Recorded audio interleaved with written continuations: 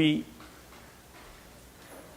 confront the gospel, the message of Jesus Christ, and Jesus lets us know that He loves us.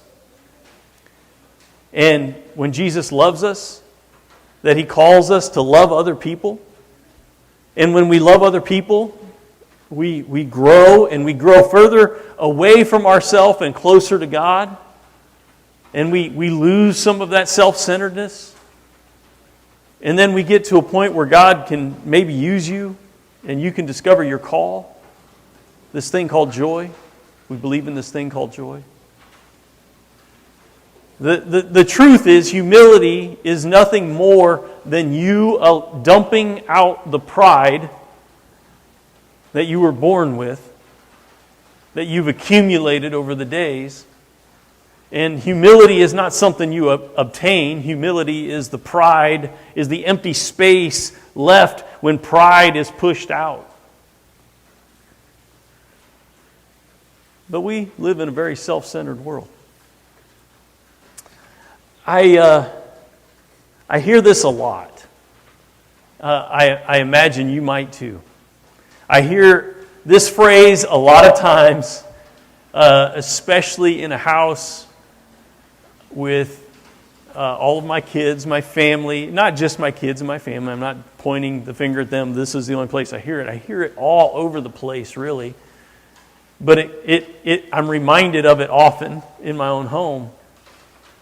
When somebody does something and it's completely innocent, it's completely not meant to do anything or to harm anyone or anything like that, but it causes a reaction from somebody else that turns out negative for them. We're just having all kinds of fun this morning.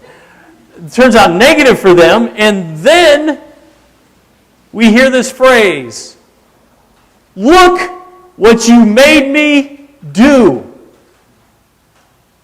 You've never heard that, have you? Nobody's ever said that. "Look what you made me do."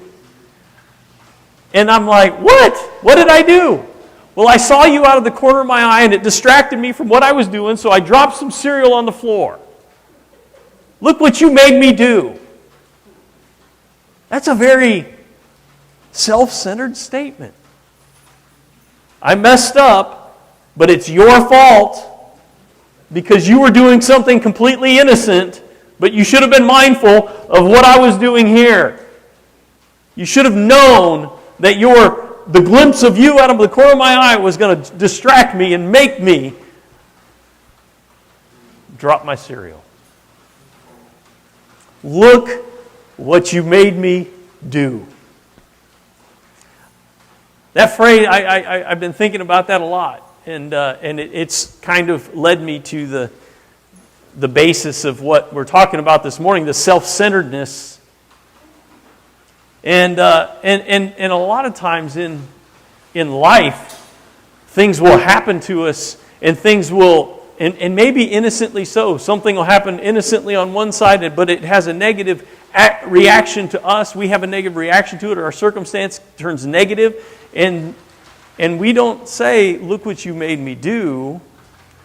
We look up at God and saying, "Why are you doing this to me?" It's kind of the same thing. Because "look what you made me do" is really somebody saying, "Why are you doing this to me? Why are you making me spill my..." I'll bet you didn't know something about me. I'm going to reveal something about me that you did not know until right now. I am a songwriter. Impressive, huh? I have written a song. I am a songwriter.